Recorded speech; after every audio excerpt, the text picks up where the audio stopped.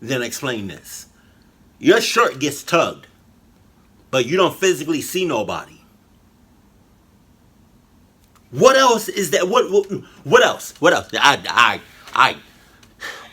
Anybody in the comment section say magic? I'm giving you a red flag.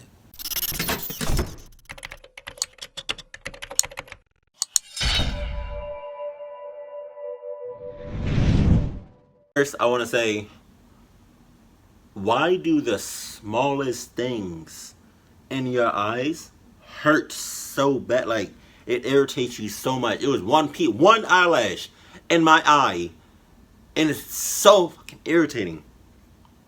Okay, it's like a paper cut. Why does something so small hurt so much? Second, right?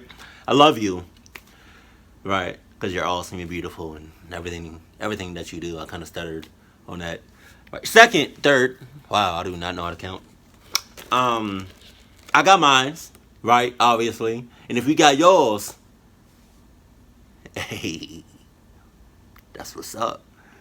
So for the people that don't, have their snacks and or cuddle buddy, I'm gonna let you go ahead and get that while I figure out how to get this open, because I still don't know how to get it open. Pause. Wait, hold on. I think I figured. No, I didn't. It low-key smells like I burned it.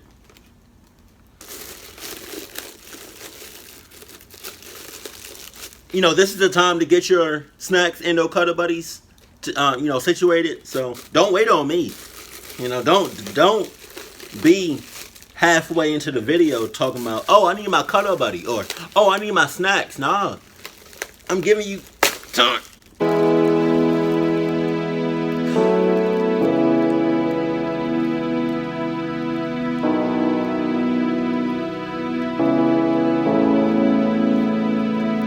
That's exactly what I didn't want to happen. But I'm giving you time right now to do that. So, don't be mad at me if you not ready. I hope there's no plastic stuck in here. And I eat, yep, okay, oh, there it is. And I eat the plastic because I'm suing the hell out of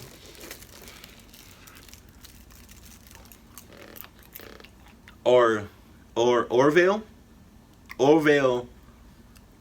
Redden back. I'm talking too much. So oh my god. Let's go. Sup? Though. It's summer, and it's time to celebrate the 4th of July. Okay. America's Independence Day. What? What could be better than relaxing on the beach?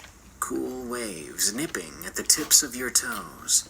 The sun breathing down on you with its warm rays. It would have been pleasant if you hadn't been running for the past hour across the beach and away from your friends' fading screams. In the distance, the man in the porcelain mask walks toward you. Your ankle is twisted. This may just be your final vacation.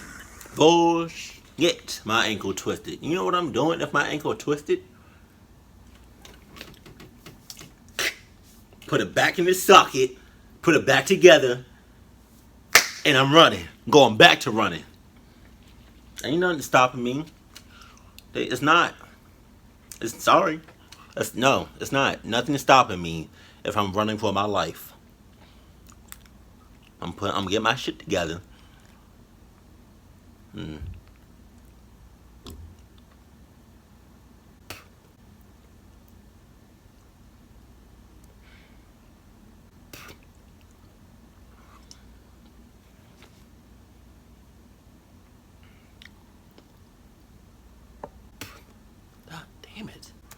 Last celebration. Enjoy these 10 allegedly true scary stories about the 4th of July while the sounds of waves put you at a fragile ease. Remember to subscribe and click the notification bell if you haven't. And if you are subscribed, leave a like on this video. Okay. Thank you. You're welcome. So very welcome. 1. Y'all ready, Easily right? the scariest moment of my life. By Hayden. You ready? Alright, let's go. It was a hot summer day in the middle of July. My father, my little sister, and I were going up to visit my grandfather for a sort of late Independence Day get-together. Okay. He lived about 8 hours away in a little town in the middle of farmland.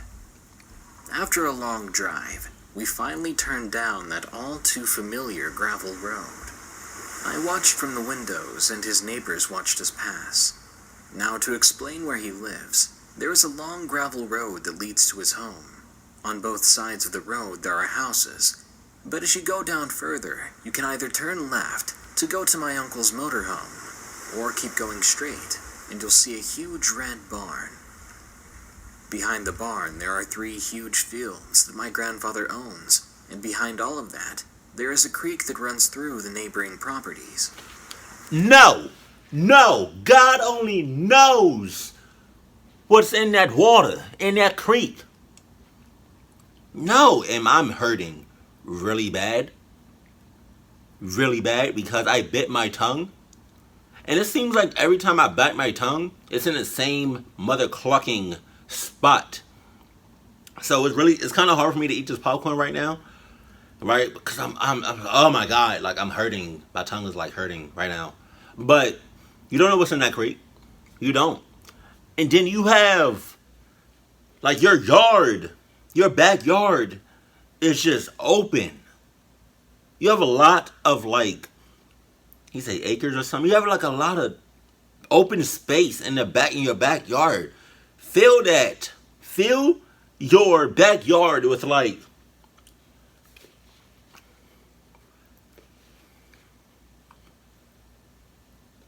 I don't know. Just fill it with something so it's not just empty space.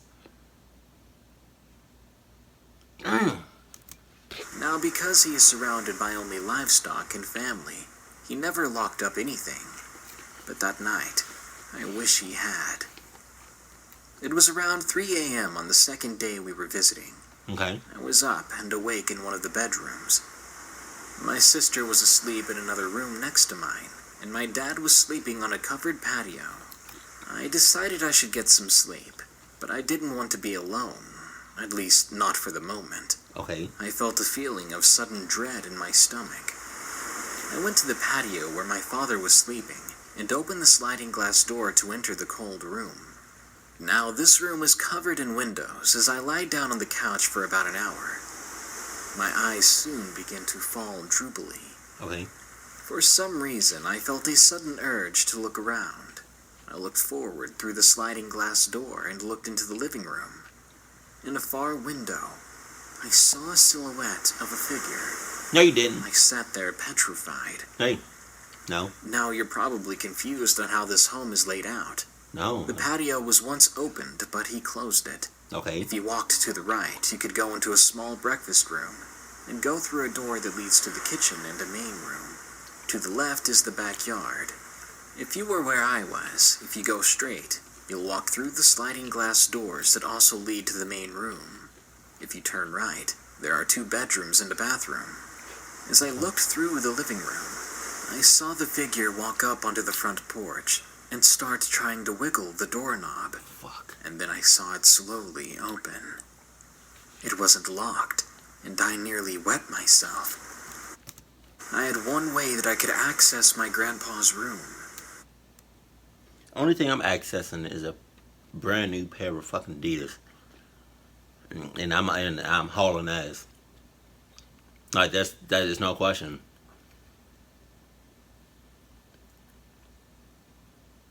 The second I seen a black silhouette, and I know we're supposed to be the only people here in this house or around this house, it's when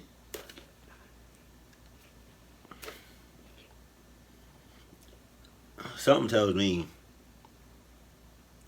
that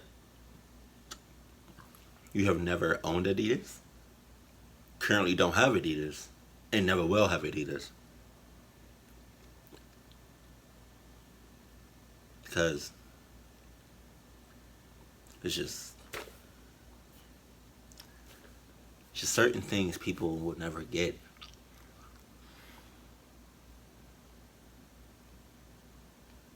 I would have been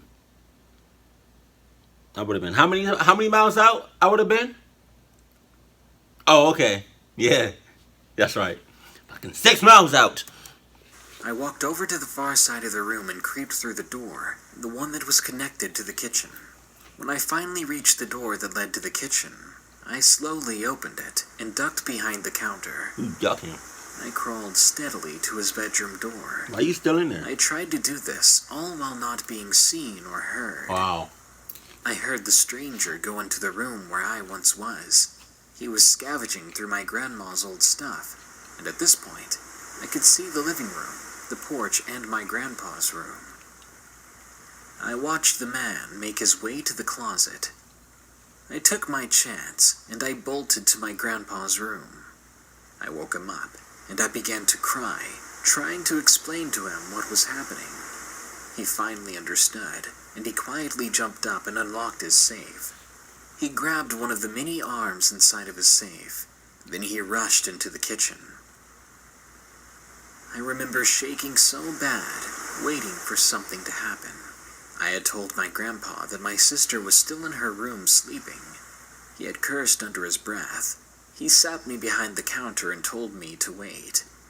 He made his way over and walked into the room the guy was in. I heard the clicking sound of my grandfather loading the weapon. And just then, I heard a yell of pain, but the voice was familiar. It was from my grandfather. I was crying now, as apparently the man tackled my grandpa to the floor. Oh, damn. And I ran to go get my dad. You need to run out the house. My father told me to call the cops, and I ran to my cell phone and called them. I remember the operator. She had such a sweet and calm voice. It really gave me a sense of safety. Shit. My grandfather managed to pin the man to the ground. He and my father kept him pinned down until the cops arrived. I still remember shaking outside with my little sister, waiting for the police to show. I remember the look the man gave me as he was escorted into the back of a cop car. It wasn't until last month that I got the whole story of what happened that night. The man was someone from my grandfather's work. No. My granddad explained that he had asked him to complete a task which my grandfather was incapable of doing. So what set the guy off? Well, my grandfather never thanked him for doing it. Oh, yes. And that was all that needed to be done. He came over, ready to take my grandfather's stuff, and even attack him, all because of a lack of thanks. You truly don't know who people are until you make them angry. I haven't gone back to this day. It has really scared me to be in that house. I don't want to imagine what would have happened if I hadn't seen him because I was sleeping. You were doing all this running, but you wasn't running. 2. The Party Crasher by Jaden T. But you wasn't running in the right direction. That's where you was This happened to me and a group of friends of mine back in the summer of 2015. Okay. My best friend Sean, his twin sister Cassidy, and I were celebrating our recent graduation on the 4th of July. We were having a large backyard barbecue. The majority of the graduating class showed up, and everything was going well. My parents were even cool with the party, as long as there was no alcohol, and that there was an adult on hand by the door to make sure nothing was snuck in or out. Right. I ran this past my friends, and unlike what you see on TV, everyone was fine with that. Back to the party. It was just a bunch of good friends, good times, and fireworks. There were 60 of us in the large field behind the property, enjoying cheap soda and hot dogs. Some folks were even playing football. The ones hanging around in the yard or the house were treated to a random YouTube playlist being blared through the speakers. Okay. There was rock and hip-hop with a few cringeworthy selections thrown in for laughs, and it made for a great time. The next thing I knew, Sean came outside with a grin on his face. "Dude," he said, "you've got to see this." He began to pull me into the living room. I get in there to find a man roughly in his early 40s dancing to the music on the coffee table. He was thrusting his hips and doing the worst Magic Mike impersonation I've ever seen. Who the hell let him in? I laughed at first, but something about this man made me uneasy. Oh, yeah? I couldn't help but wonder whose parent this was. My dad was hauling freight somewhere in Utah, and my mom covered his shift at the local ER. I texted her and asked her to call me when she had a free moment, but I knew it could be a while before she called. I decided to act on my instinct and follow the man around. Within minutes of my recon work, I saw something that sent up several red flags. Oh, I was about to say something, but then you said red flags. No, cluck your red flags, because if I was you, I would have went with my gut instinct, because your gut instinct sucks. I would have went with my gut instinct and said to myself, or whoever was in charge of the party, right? Party, not party, party, all right? Or partay. Whoever was in charge, I would have came up to him and was like, you know what, I don't, no, I don't feel so good. So I'm gonna go ahead and head out. No need to ask questions. I'm gonna just go ahead and head out. I'm gonna see you tomorrow. Get some lunch. I'm not gonna stay here. Yeah, I don't really feel too good.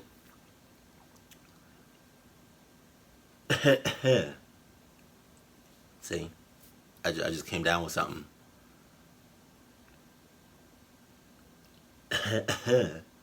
So I mean, obviously I have to go home. So I'm gonna catch you later. Again, no questions. Don't ask me no questions. I'm gonna just go ahead and head home. So yeah, check you later. Exactly what I would have done.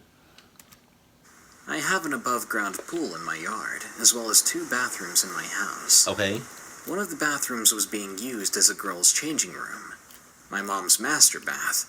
It had a large dresser with an even larger mirror facing the bathroom door. Right. At one point I followed him. He hid in such a way in my parents' room that he could see the open door to the bathroom where the girls were changing. Fucking creep. There was a large mirror there. Pedophile. He could get a look at everything that was happening. Creeper And alert. he began to fondle himself. That's disgusting.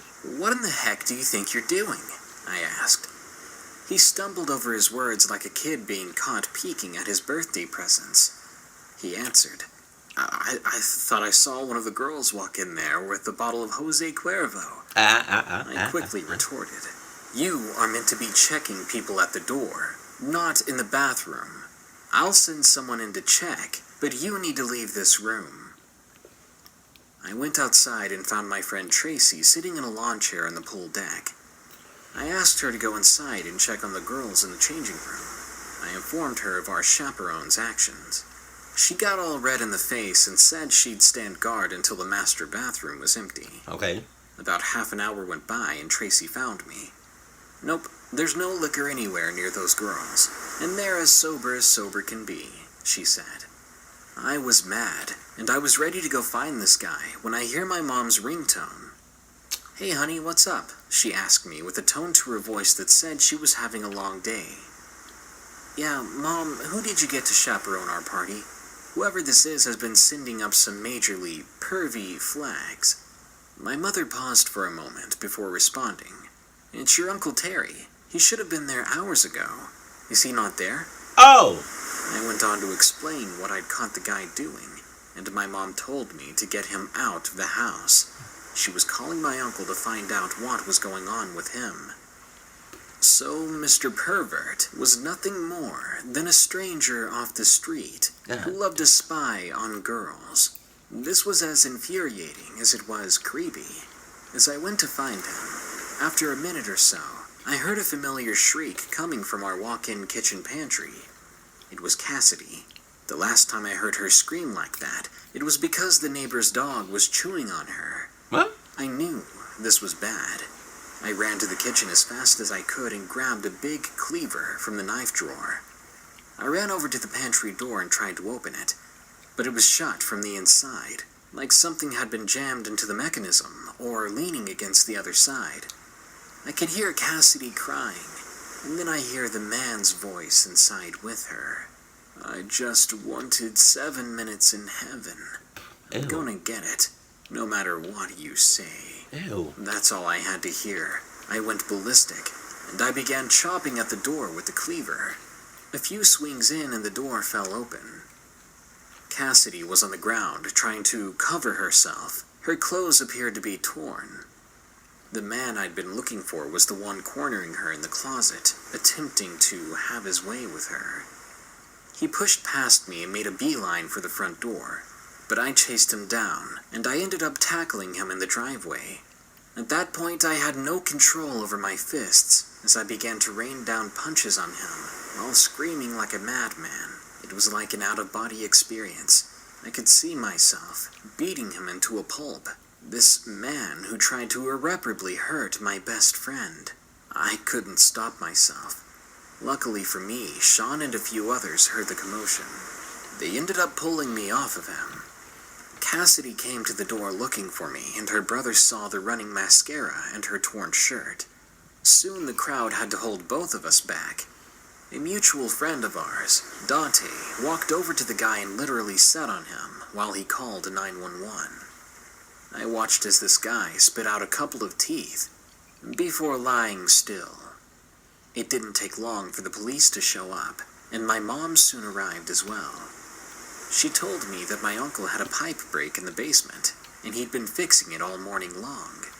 He'd honestly forgotten about his duty at the party. We later found out who the guy was. Forgot. He was a registered SO who'd failed to register in our area. SO? There was already a warrant out for his arrest. SO. He decided to crash a party full of teens fresh out of high school, and attempted to hurt my friend. The guy had to stay in the hospital for a week, and then he was taken straight to jail. The guy later confessed after they found a bus ticket with his personal effects. SO. He said he just wanted some action before skipping town. Ew. Cassidy, Sean, and myself are all still close. We look back on this less and less throughout the years. It brought us closer, but the scars are still very much there. The creepy man got 11 years in jail, and for his sake, whenever he comes out, he better stay far away from us. You should have got more than that. Oh! A sex offender. 4th of July Creepers by Sohelia H. It took me a minute to figure out what SO means. It was the 4th of July in 2014. Everyone was so excited to see the fireworks on a breezy summer evening. Right. Me and my family were packing for the night. We brought chairs, snacks, and other typical things you would bring on a 4th of July evening. It was around 8:30 p.m. when we arrived at the place where the fireworks were going to be displayed. They would start at 9 p.m., so it would be absolutely dark before they started. I set up... I just want to say, you don't go... If you have Adidas, you don't go anywhere without them. You do? And you know you have Adidas? You go somewhere, anywhere, outside the house without your Adidas, you're clocking up off bucks. Just saying. A chair in a great spot where I could see the fireworks clearly. After 40 minutes of waiting, they began. They started 10 minutes late, and 10 minutes later it was over. As we had our dogs with us, it wasn't really safe to be walking back with them, with so many people leaving. So we kept them close and waited a few minutes for the crowd to clear up. We then packed up our chairs and snacks, then headed to the car. The streets were flooded with cars and people trying to leave, so it wasn't easy to get back home. My dad was not patient with all the traffic. When we entered a busy intersection, it happened. My dad went in front of a truck that was trying to leave. The driver honked the horn at our car, most likely because he was trying to go in front, trying to get ahead of us so he could be first. Okay. The truck was now behind our car, I looked back to see the driver of the car, and there were 3 men who looked to be teenagers. As we were driving down the busy streets, the truck still seemed to be driving behind us. We didn't really think much of it at the time. I would have. Now at this point, it was already 10:30 p.m., and the truck was driving into our neighborhood behind us. No. And as our neighbor has the same truck of the same color, my dad now thought he must be our neighbor. Maybe... Bullshit. The dad clucking up. Because I know my neighbors, and they know me. Alright? And if I'm new to the neighborhood, I try to know who's in my neighborhood. So in any random faces or anyone that decides they want to pop up, I'll be like, hey, you don't live here. Or hey, you don't belong over here. I haven't seen you ever. So what the hell are you doing over here? That's a red flag. Get the hell up out of here. Right? And second, I just want to say, because I've been in certain situations like this, if you're driving and you think somebody's following you, just make a lot of random turns and drive for a while. But, as you're driving for a while, just make a lot of random turns and turns that don't really make sense. Do that, for like a hot little second, and if they still behind you, then they following you. So, just some advice out there. All right. So, just want to say that.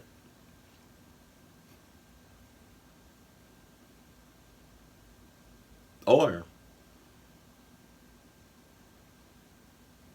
nah. Coming home from the same event, we finally drove down onto the street where our house was. I looked at the house next to ours, and the neighbor's truck was already there, yet the same truck was behind us. So clearly, this was not our neighbor. It was then that we knew we had been followed by someone who was apparently teed off. My mom told my dad to turn the car around, because she did not want them to know where we lived. My dad drove out of the street and out of the neighborhood, but the truck continued to pursue us. After driving for another 5 minutes, we stopped on the side of the road to see if they would pass our car, but they wouldn't. Oh, hell. My dad decided he wanted to get out to see what they wanted. Nope. But my mom ultimately convinced him that that was a bad idea. Yes. They may not be sober, and they were probably armed. At this point, being a young kid, I was scared, confused, and crying, not knowing what was going to happen.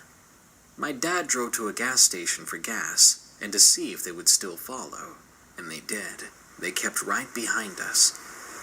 My dad was concerned for my family's safety, so we decided to approach the 3 guys.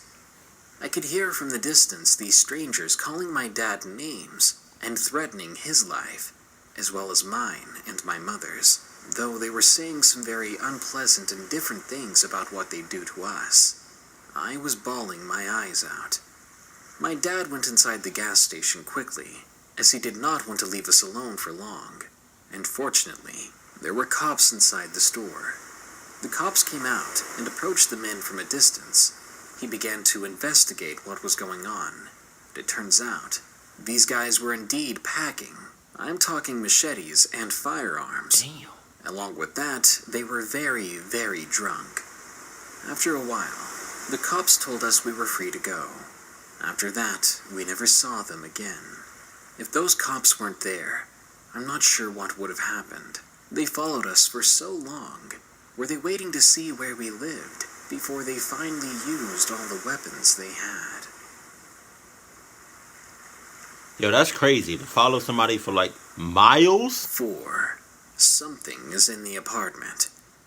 By Carly. Well, it's not me, because I'm already 6 miles out. This takes place about 2 years ago, some of which happened over the course of Christmas and Independence Day.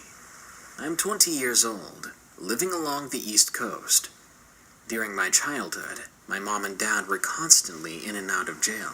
Damn. My younger brother and I have lived with my saint of a grandmother since I was 7 and he was 5. Okay. My dad had been out for some time and finally found an okay apartment to live in. Nothing special, but it sufficed. My mother moved too, about 2 months later. My brother and I would visit whenever we could, which was pretty easy because our high school was a 25-minute walk or so from where they lived. Okay. Little did we all know, this would be the start of some bizarre events that none of us could explain. There are several instances, so if I'm all over the place, I do apologize. I remember when I first walked into the building. It's hard to explain the feeling you get as soon as you enter through that door. It was so cold, and honestly very depressing, like something horrible happened there. It was always something I kind of shrugged off, chalked it up to my mind playing tricks on me. Yeah. Now, my father was never the type of person to believe in the paranormal. Ah, shit. And even I was sort of on the fence about it. Shit. I would try to rationalize these events to ease my mind. And watch. See, because that's how it happens. You don't really believe in certain things. Right? But when you don't believe it until it happens to you. See, for me, I almost rarely experience anything paranormal.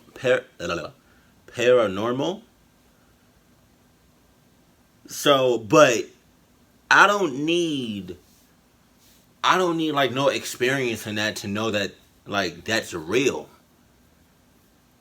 And you keep shrugging things off like, oh, that was probably nothing. Oh, that wasn't nothing. Oh my God. Oh, no.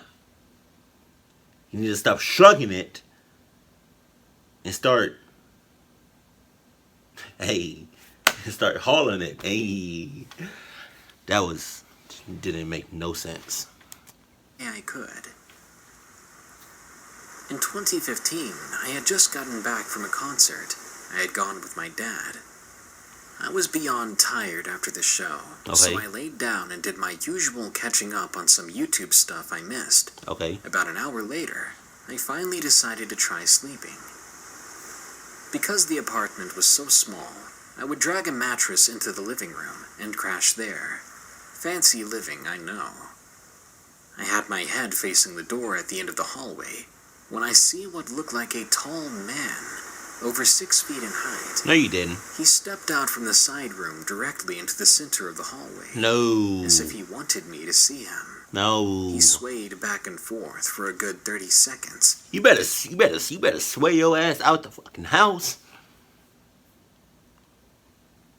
You. See, I still don't get it. I still don't clucking get it. You notice something or someone in your house that you're not familiar with, and you don't haul ass out the house, out the building. You stay there for a couple of seconds. You stay there for a couple of minutes to try to figure out what it is or who it is. No, I'm not taking that chance. Because the chances, if I stay there, the chances of me getting clucked up, it's like a 9 out of 10, 9.9 out of 10. So I'm not going to take that chance. There's some dangerous people out here in this world.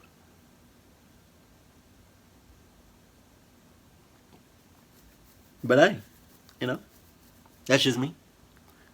If you want to stay in the apartment and figure out who it is, by all means, go right ahead. You probably have your windows unlocked. You probably have your doors unlocked, your vents unlocked.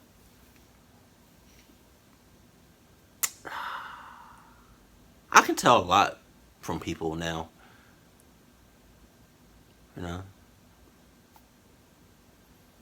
I mean, like before, I was really good at being a people's person. But like now, it's like It's like I can sense who you are, like within seconds. Just saying. Turned and walked back into the side room. Everyone else was sleeping, so I just laid there, absolutely paralyzed with fear. Why you laying? I had no idea how to rationalize it. I was wide awake. I wasn't drinking or anything like that. 100% sober. Okay. I somehow managed to fall asleep, and Wow. I told my mom everything the next morning. Wow. What she began to tell me made my heart pound. She admitted that for the last several months, she would be laying there watching TV when she would hear low, guttural growls right next to her head, as if a wild animal was right next to her.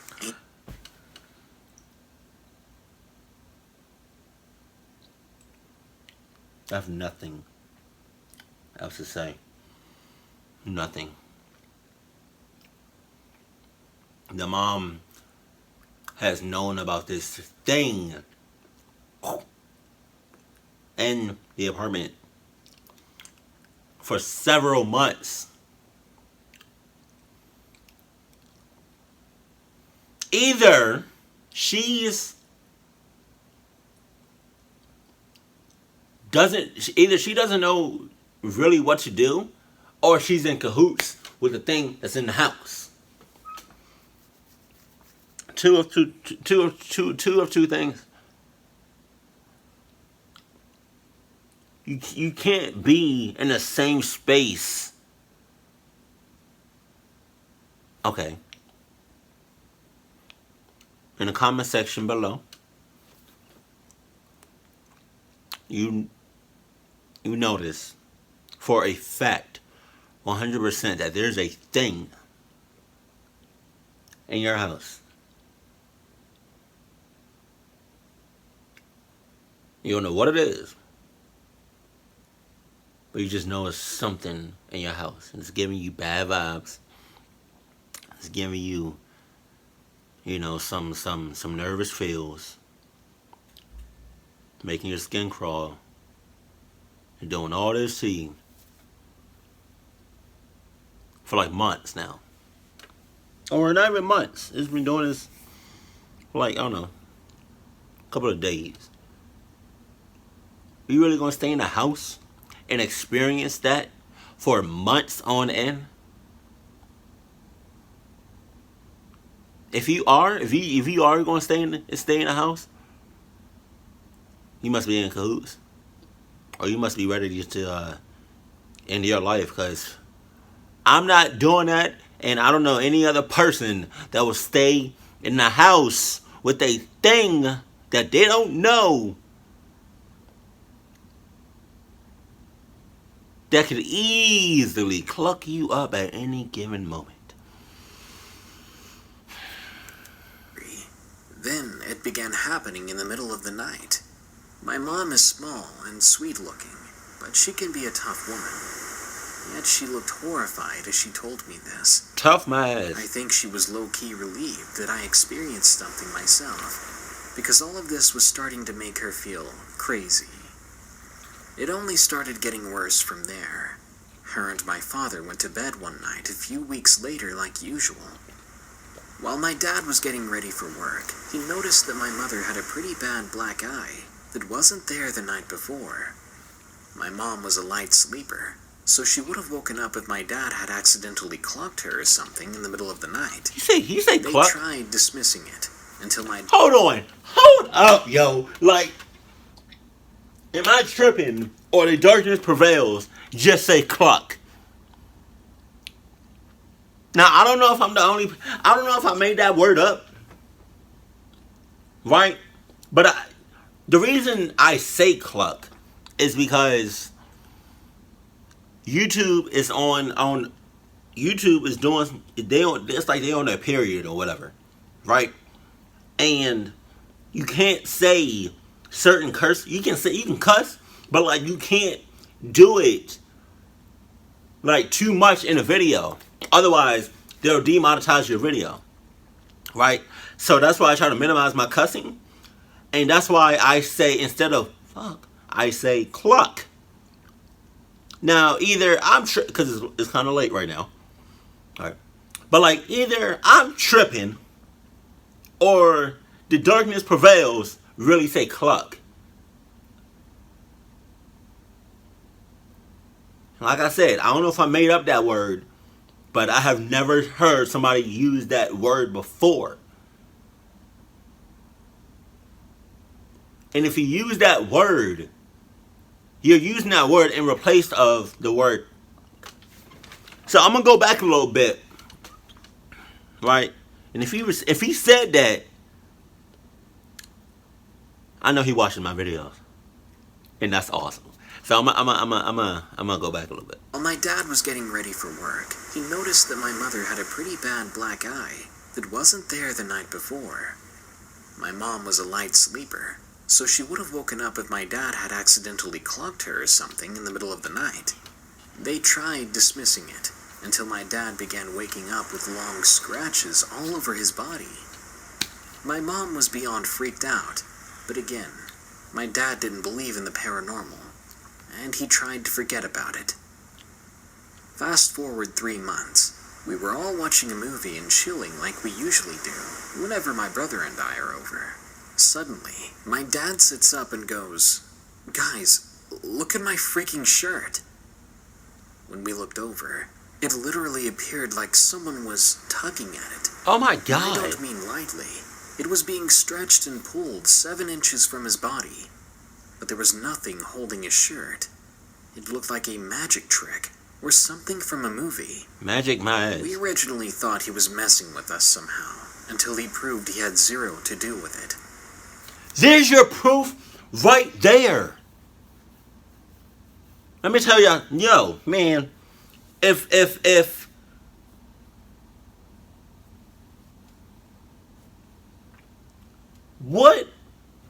what's a, I'm not really good with measurements. So like 6-7 inches. What is that? Like, I don't know what that looks like. This is probably more than 6 to 7 inches because like my side, like my body is right here. So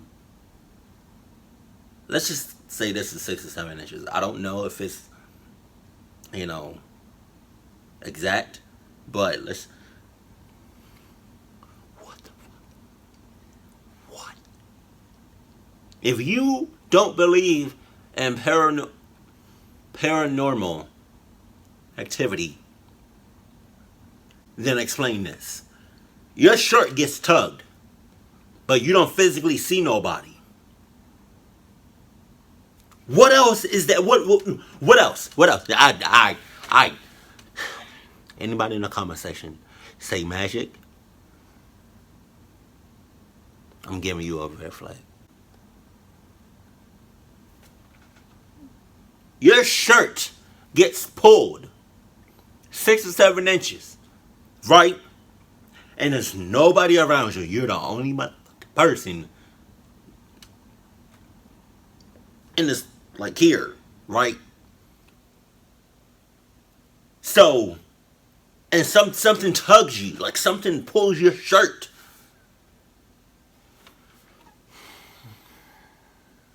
That's your proof right there. Granted, you didn't need all of that. You probably could have seen the spirit itself and say, "Oh, you know what? That looks, yep, that's yeah, that's my proof. That's some proof right there." But no, you want to take it real far and talking about some magic when your shirt gets tugged, pulled 6 or 7 inches. No, you're tripping.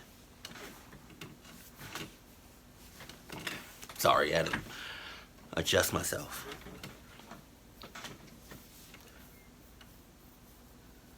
I say leave the dad and just leave the dad at the apartment and just go on about your business. Just leave him. Just haul ass without him. Just do that. Because obviously he's playing games or he might be in cahoots, and he wants everybody to get clucked up. So I'm not having it. He's just saying. Just saying. 4th of July comes around, and the four of us left the apartment to find fireworks. I had canceled plans with friends, so I was down for fireworks anyway. At that point, my older half-brother was renting the apartment just below ours, because the place had reasonable prices. My brother called my mom to see if we had left yet. When she told him we were out watching fireworks, he freaked out, telling us he thought someone was in our upstairs apartment. He had been hearing heavy walking and drawers being opened and slammed shut. My brother then ran upstairs to find whoever was in there, ready to do some damage, knowing him. The layout of the building is important. If someone was upstairs, they would have walked right past my brother's door to get out of the building. He was by the door the whole time he heard it. He went up to find no one, just open drawers. I'm not gonna lie, I tried to avoid going over there anymore, because I always felt like I was being watched. Around Christmas time of that year, a good friend of my mom and dad's named Dave passed away. My mother was given his ashes. This is relevant because as soon as his ashes were brought in, all the activity completely stopped. No growling, no dark apparitions, scratching, or pulled out drawers. I'm not religious or spiritual, but I truly think Dave warded off something possibly very evil. You think? Maybe even Dave is protecting us. I'm just glad it's over. Yeah, me too. Because y'all gonna get clucked. 5. Best believe that. 4th of July Experience by Alicia D. Okay. It was the 4th of July, and my parents were out of town, so I had a friend over. We were going to put a firework display on, and then a campfire to just chill out around and spend some time together. But that didn't go too well for us. It was around 7 p.m. when Amy came over. She seemed kind of like she saw a ghost. She came inside, and she said, was that your grandma walking into your garden out there? Immediately, I was shocked, and I had to explain to her that my grandma had passed away before I was born. No! I'd never met her before. We went ahead and locked the doors, assuming that some strange elderly person had dementia and was walking around outside. No! Later on, we stopped thinking about it, then ordered some food and watched a movie. Nope. The food arrived around 9:30 p.m. It was extremely dark out by then. That's really We decided now was as good a time as any for the fireworks, so we began to set them off, and we watched and Snapchatted the majority of it. One of the fireworks went extremely wrong and ended up popping into my shed. The shed caught fire, and Amy had to call the fire department. Damn. We tried to control it until then with an extinguisher, but because I lived with my garden facing a forest, we were panicking, as it was getting bigger and bigger by the second. It was so close to the woods, we were afraid we were going to start a wildfire. As we watched in worry, I felt lips on my ear, and a whisper, "Stay away." Oh! I think that's what it said. I jumped and freaked out. Oh my god. I shouted, "What the heck?" and turned around. Amy, at this point, was in the corner crying, saying I was just staring at the flames for the longest time. She said she had been shouting at me for about 15 minutes, trying to snap me out of a trance. What was she talking about? I had just turned around when I heard the whispering. I asked her what she meant, and she repeated herself, explaining that I'd been standing and staring without blinking for 15 minutes, just watching the fire. She's in cahoots. The fire brigade turned up and put out the fire. They told us we need to be more careful next time. We certainly listened. We stayed inside for the rest of the night, and Amy sat down telling me she saw the woman again. She was standing in the garden, and she was only there for as long as I was standing still in that trance. She said in all honesty, the woman did not appear to be alive. She was pale, and her eyes were almost solid white. She appeared to be saying something under her breath, as her lips were moving constantly. By the time I'd snapped out of it, the woman was gone. A while later, my mom had called us after the firefighters alerted her as to what happened. I told her everything that went down tonight, and after she had chilled out being angry at what we did, I asked her about the woman, and I asked her about Grandma. She explained to me that we did not talk about Grandma because she wasn't a good human being. She said that Grandma in her 20s had taken a man's life. Instead of serving time, the charges were dropped due to a lack of evidence, only for her to later admit that she did it to her close friends and relatives. I don't know if Amy was telling the truth. She always has before, and she's never been a paranormal believer like that. So for her to suddenly report all this strange activity, it has me worried. 6. Leave me alone.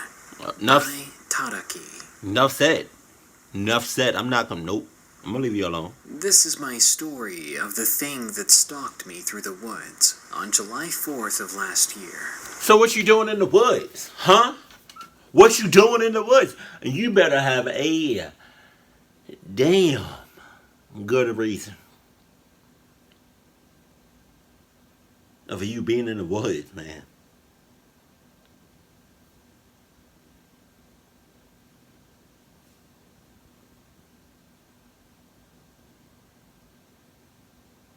I can't even think of nothing off the top of my head of why you'll be in the woods. So, please, enlighten me. Like I said, your answer of why you're in the woods should be damn good. Every year, for Independence Day, my father and I go camping.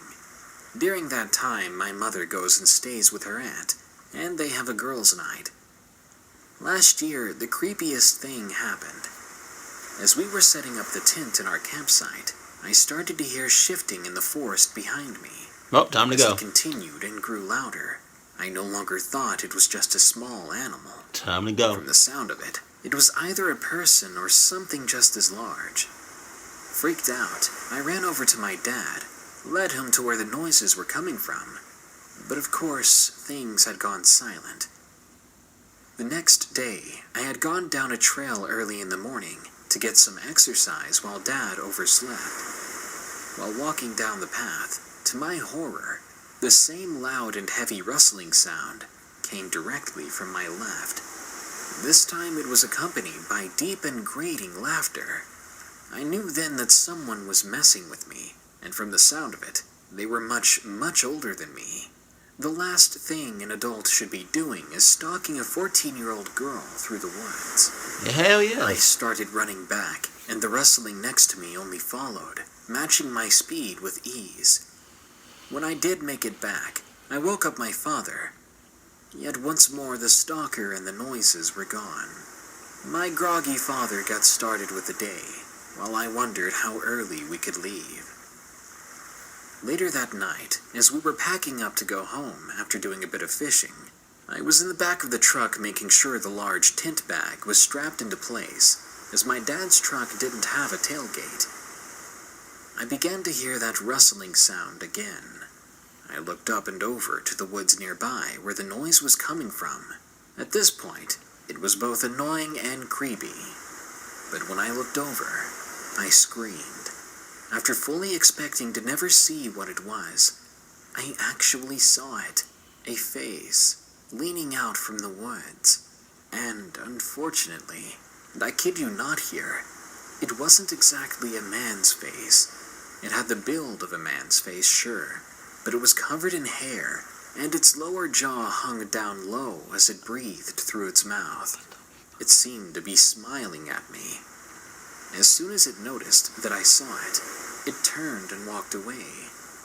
My dad came up to me wondering what the screaming was about, but I stayed quiet and shook my head.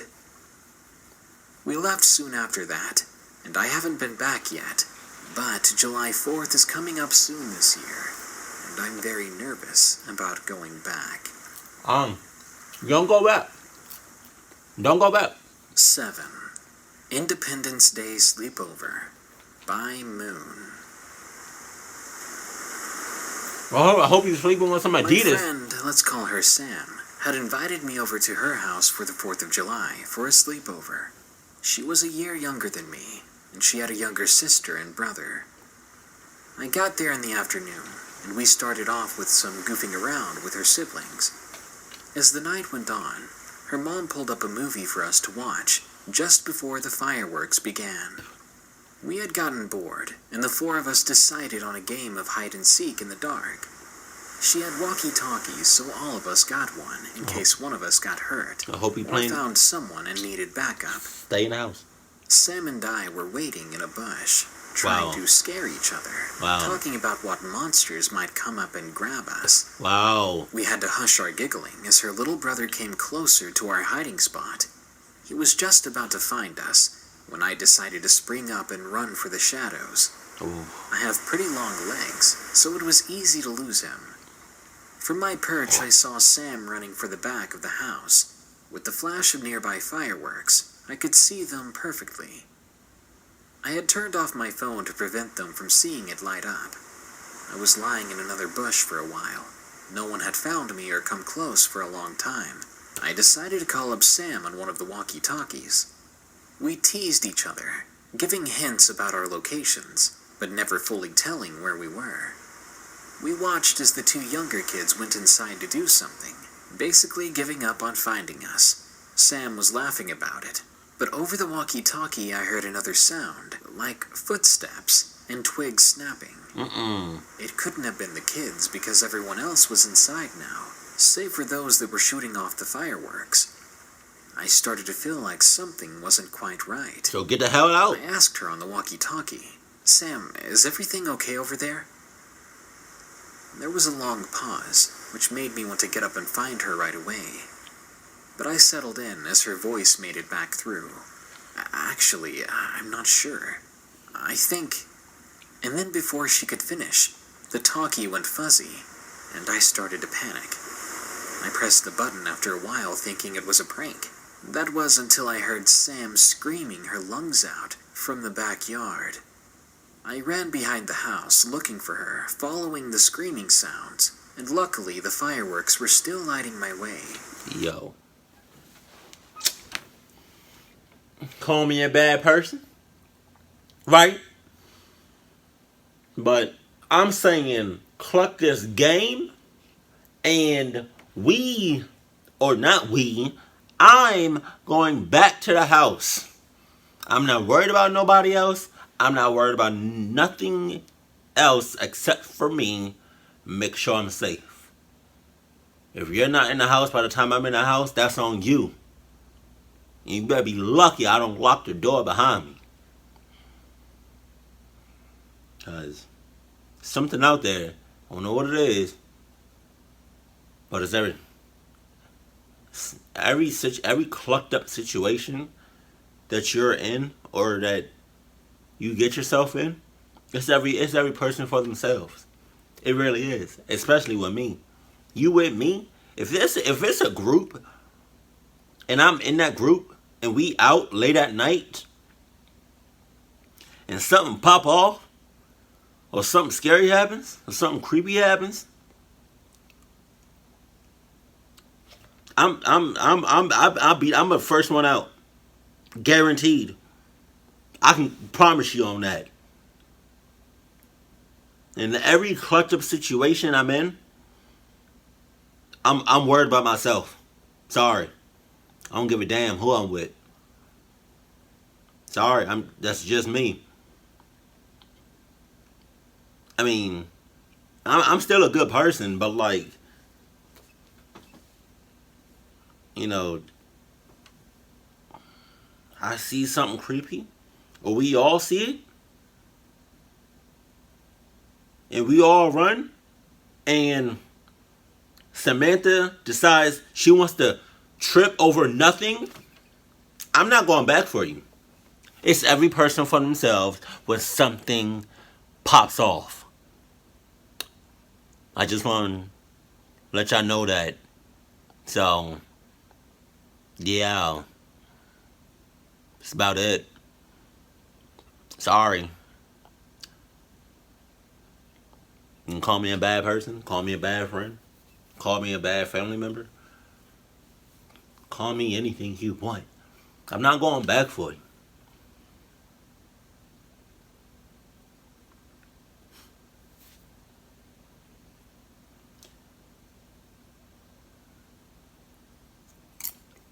Some good ass popcorn. When I got there, I saw a large figure running back into the forest. I thought maybe it was her. Really? Really? This is what we doing?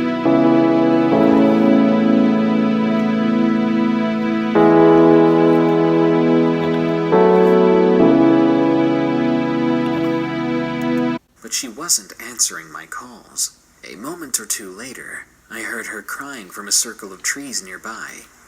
I ran right over and hugged her tightly. She was sputtering things out, saying something I couldn't understand. But as I held on to her, I saw before us a pair of yellow eyes. No, you I didn't. put my finger to my lips, telling her to hush and to stay still. You didn't see But this nothing. made her panic more. I felt her squeezing my hand so tightly it hurt. I stared back into the yellow eyes of the thing, wondering what it was. From what I could make out, it had a large body and pointed ears, and there was a low snarling coming from it, meaning it was probably baring its teeth at me. Out of nowhere, the kids ran out of the house, slamming the door behind them, causing the creature's head to snap up at the sound. It was then that I saw that it looked like a wolf, but much larger and bulkier. Wolf There my was ass. something about its eyes when I saw the details of them. They looked like a person's eye. The slits were side to side instead of diagonal, and there was a lot of white to it, like a person's eye. After I snapped myself out of it, I quickly ran with Sam back to the house. We had made up an excuse that she had hurt her ankle, to make it more believable as to her crying and me carrying her. That night we went to bed early, and neither of us could sleep. I sat up and asked her what she saw, and what she told me shocked her. She said that when we were talking, she heard a twig snapped from behind her, and she quickly assumed it was me sneaking up on her. She smiled, picked up a pine cone, and threw it at the noise. But it wasn't me after all.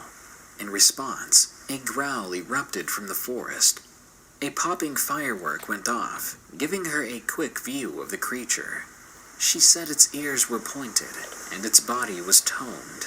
There was a long string of drool hanging from its mouth. Disgusting. She said after that, she ran, tried to hide, and then ultimately screamed for my help.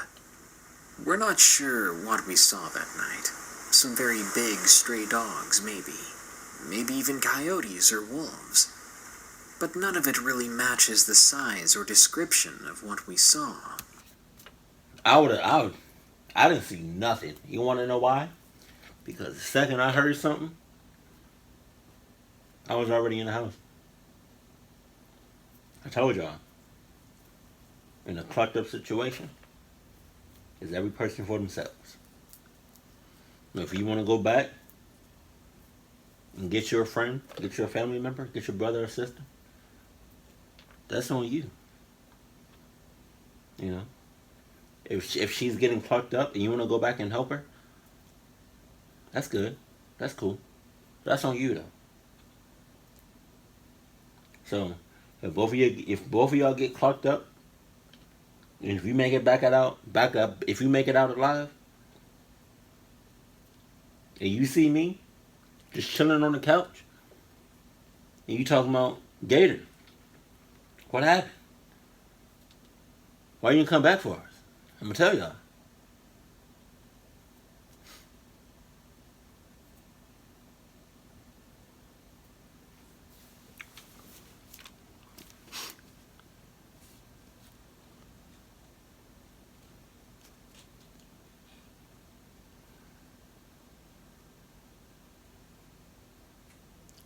There's really no explanation. And I hope it was the only time we'll meet them. It's highly likely that you're going to meet them again. 8. 4th of July Hike by James H. I was 13 when this happened. It was the 4th of July of 2013, and I was going for a hike. I was heading over to my uncle's place, because he has a little more than 25,000 acres on his land. Yeah. He had found one of my dad's old trails, and said we should go over to it and see where it leads to. When I got there, we got on his old Kubota, and it took us 30 to 45 minutes to drive out there. When we got to the trail, something just didn't feel right. We got started on the hike. We saw a lot of rabbits and birds, a few deer even, and after about an hour into the hike, the feeling of dread went away. But then I noticed that it was getting eerily quiet, until my uncle said something. What the? He then pulled out his pistol and pointed it in the other direction. I looked to see what he was aiming at, and I was mortified. All I could see from that distance, or my angle, was fur in a stack that was 6 or 7 feet tall, and it appeared to be breathing and looking at my uncle. My uncle said to it, "That better be a costume. If it is, take it off right now, or I'm gonna put one through your head." In response, before my uncle even finished his demand, the creature shrieked so loud we had to cover our ears, and then it charged at my uncle. Wow.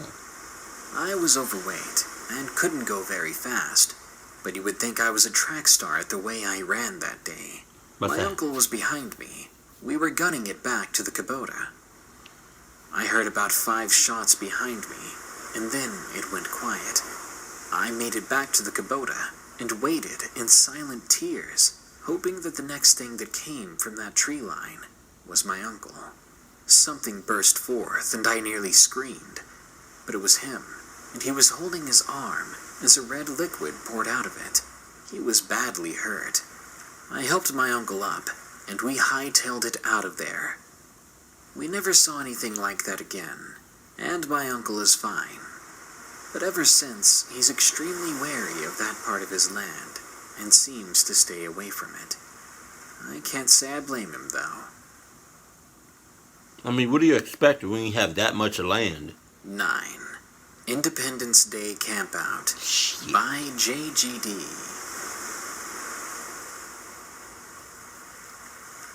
It was July 3rd of 2016, the Sunday before Independence Day, and me, 2 of my friends, David and Raymond, were in the forest of Grayling, Michigan, hoping to spend our 4th of July in the wilderness. Dave is the oldest of us at 18. Ray and I are 16. I stand 6'5" and weigh nearly 300 pounds, and I look a lot older than I am. We're all friends from school, and we can usually lie or bullcrap our way out of problems, but not this time. We enjoy playing Airsoft, and we brought our equipment up there to mess around with. We had lied to our parents and said we were crashing at a friend's place, when we had actually ran up north to Grayling. We arrived after 4 hours on the road in Dave's beat-up old 73 Chevy 4x4, one of his dad's hand-me-downs. We set up our tents in the backwoods by a pond, a place me and my dad call the crap hole, due to its pungent aroma and general appearance. We ended up just screwing around nearby until the sun went down. Then we started a campfire, threw a few big logs in it, and ate some MREs we had brought. I'm not even gonna lie with you on this, because I'm such a huge fan of SpongeBob. And if you are too, let me know that in the comment section below. But like, because he said campfire, so that got me thinking of the song from, the campfire song from SpongeBob. I don't know what word for word was like. Let's gather around a campfire and sing this campfire song. The CAMPINGFIRE song. If you can't sing it faster, then we spell it something. You're wrong.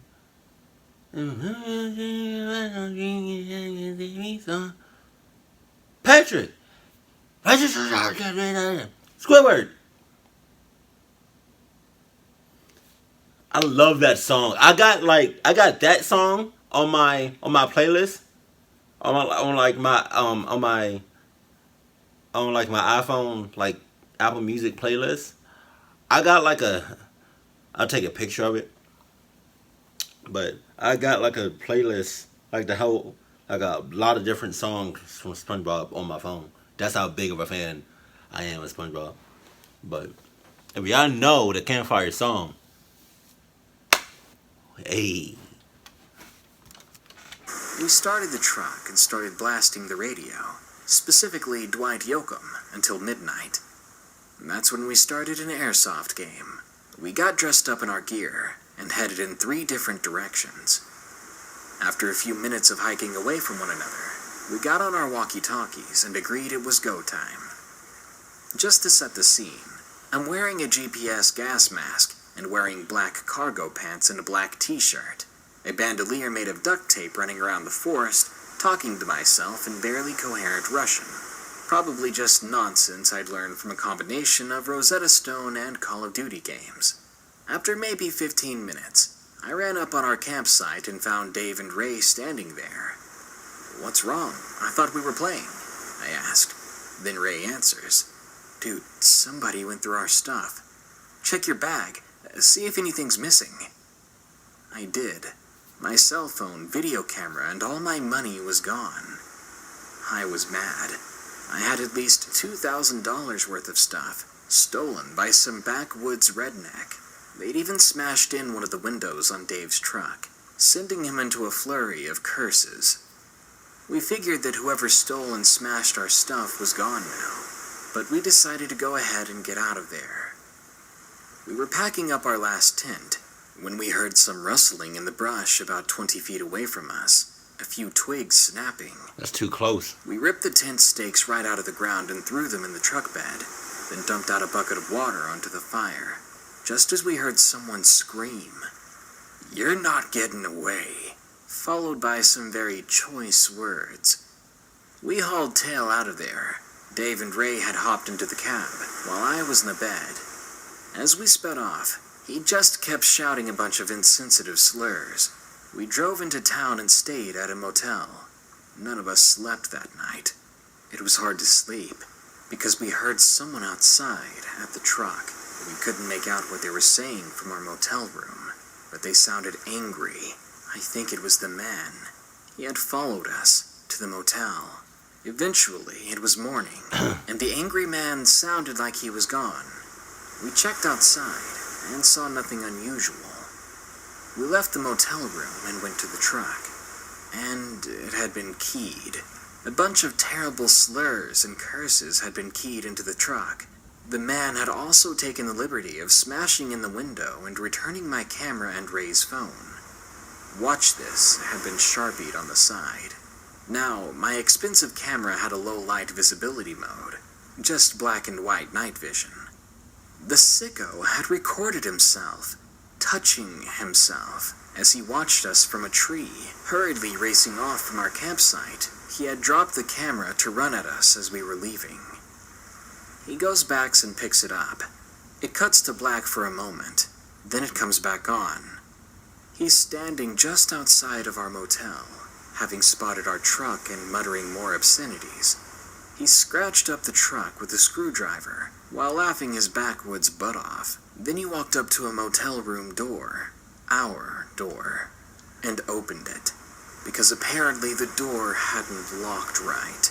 But luckily for us, he just laughed, then ran off. Of course, after leaving the stuff in our truck, and leaving us a very rude and unwelcome goodbye. After seeing all that, and because we had lied about where we were, and I felt more in trouble and guilty than angry, I ended up burning that camera to hide all evidence that we were there. I know better now, but I didn't back then. When we arrived back home, we admitted nothing. We said that we had been staying at each other's houses. As for the window and the missing electronics, We said the truck had been broken into and things were stolen. We were living in Midtown Detroit, so the lie was easily believed. Be careful when you travel into the middle of the woods. Don't lie to your parents about where you're going, even if you did lie, and you end up in this kind of situation. Don't be afraid to come clean to your parents, because now that psycho is still out there. Who knows what he'll do if more kids enter his woods. That some bitch. 10. Nightmare in Elkhorn by Anonymous 2196. Many people ask themselves if the creatures of myth and legends do exist. Most would say of course they don't, but let me be the first to tell you that things do go bump in the night. The story takes place 3 years ago, in the early part of July. I went with my girlfriend up to Elkhorn. We went up there pretty often. We made pretty regular trips to Bray Road, and that day didn't seem any different at first. Upon arrival, it was the same as any other night. We drove through the road, examining anything suspicious, and as always, we found nothing. You see, we've heard of the Bray Road Beast and the Michigan Dogman, and this is what we wanted to see. My girlfriend was a big believer in those things, believed that werewolves were real, but I sat there for a good 10 minutes driving around when we didn't see anything, thinking to myself how stupid it was to even think that werewolves exist. It was just a moment later that would change my life and mind forever. I was staring across the cornfields in the moonlight. I saw a figure rise and break through the surface of the corn. It had the face of a wolf, and as I stared at it, I saw that its body was more like a man. Even after all these years, I still remember the vision of it so clearly. It was muscular and scrawny at the same time, meaning the meat it had on its body was very toned and tense, as if it spent most of the time on the move. Its most prominent feature, though, were those yellow eyes. They were cold and intimidating, and the only way I knew to react when I saw it was to scream, "What in the world is that?" My girlfriend jumped in her seat and looked over towards me, but she wasn't the only one whose attention I got, because the thing I was staring at turned its yellow eyes towards me, and it began running on 2 powerful, long legs.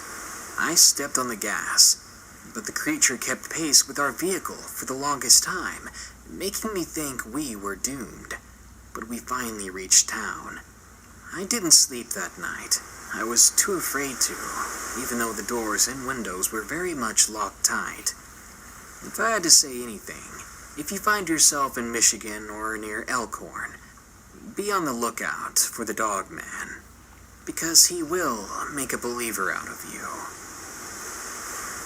Well, I know 2 places I won't be visiting. Looks like this year, blowing your hand off with a firework is the last thing you want to worry about. All around you are things that want to end your life, or maybe even devour you.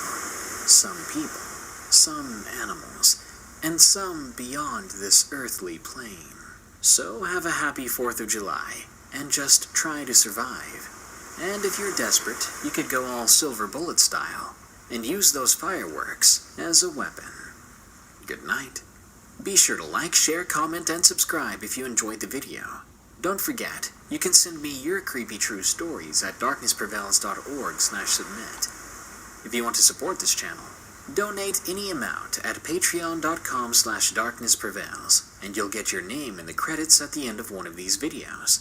Or download my free app Spooked from the Google Play Store. Also, my merchandise should be displaying on my YouTube videos now, right under the video player, so just click that to shop around for my merch. I'll be adding more products ASAP. If you're not seeing it, just go to teespring.com/darkprevails.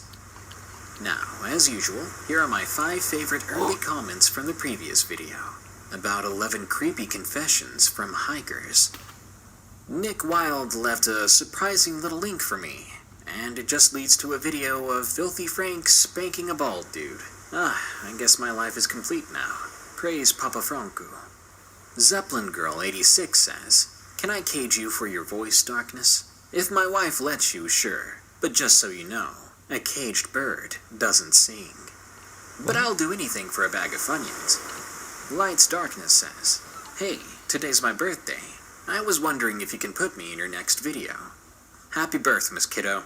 I hope you made it a good one, and I hope it's not your last." Elena Rose asks, "I want to know, what movie messed you up as a kid?" John Carpenter's The Thing. It was the movie that made me realize that practical effects would always be scarier. The man who made them worked so hard, he put himself into the hospital. It really shows, too. Every creature in that film gave me nightmares for years. Esoth Vargas says, "Hey Darkness, have you gone hiking? According to my waistline, haha, not in years. I mean, dang, I bought a kayak a week ago and I still haven't used it. One day. Anyways, guys, thank you so much for tuning in to our 4th of July special. I hope you enjoyed it. More creepy story videos are coming soon, so stay tuned. Here are the credits to my patrons who continue to support my channel, some of my favorite people in the world. Until next time, stay safe out there, and stay creepy." I missed the music. Is it Darkness Prevails that has the music at the end of his video? How do you expect anybody to have a good 4th of July after hearing all of these stories that you just talked about? Are you serious? Because 4th of July, because I was already going to stay in the house because I get scared easily. And I know it's going to be a lot of dumb, stupid people. And I don't really mean to use that word stupid, but like it's going to be a lot of dumb people doing some clucked up stuff on 4th of July. And I have a good feeling. Hold on. And I just want to point out that after hearing these 10 stories, I'm definitely not going out. I'm staying in the house. Like, I'm staying in the house. Because some of these stories was really creepy. And my whole thing is with 4th of July is you hear all of these firework pops, and some of them are loud as hell. And my thing is, guns, real guns, when you shoot them, they're loud. And I know for a fact, when 4th of July comes around, and they're shooting fireworks, they're popping off fireworks in the sky, there's somebody, I don't know where, are shooting and popping off real bullets, right? The same time somebody is shooting and popping off fireworks. So, when they shoot off fireworks, it doesn't sound like somebody is shooting off real guns, real bullets, because they're just as loud as fireworks. Yes, I caught on. That's why I don't like 4th of July. That's why I stay in the house on 4th of July.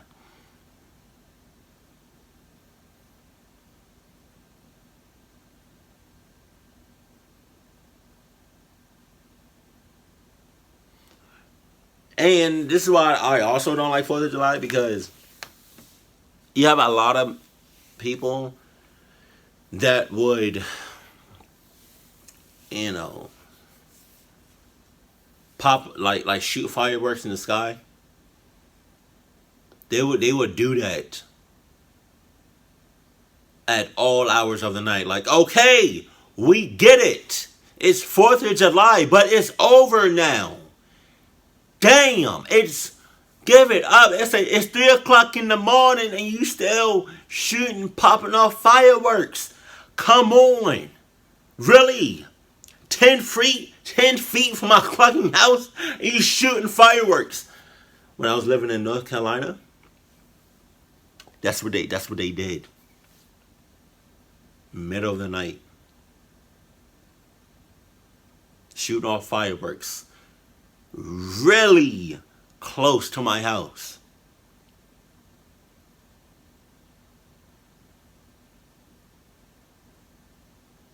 Then you got the mother cluckers that shoot off fireworks when it's not even 4th of July. Like they do that shit in April or in January or something. Like what? Come on, yo. Come on, really? But I'm stay my scary ass in the house on 4th of July, and I'm making sure all doors are locked. Everything's locked. Everything that can be locked will be locked. I don't know what your plans are for 4th of July, but if you do have any plans, whether that's staying in the house, going out of town, going down the street, going over your people's house, and when I say people's, I mean either your girlfriend or your boyfriend, wife, husband, family member, friends.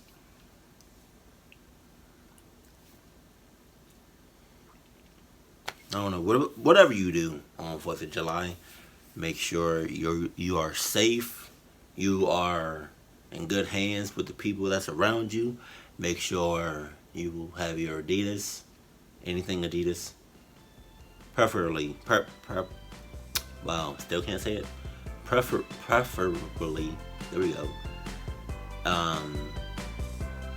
If you're gonna wear anything Adidas, make sure it's shoes, right? But this is a very long video. So I really hope you all had your snacks and no cuddle buddy to keep you company. Yeah, that's about it.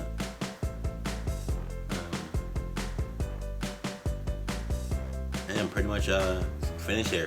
So with all of that being said, keep it cool, keep it classy, and I love you. Stay happy, my family.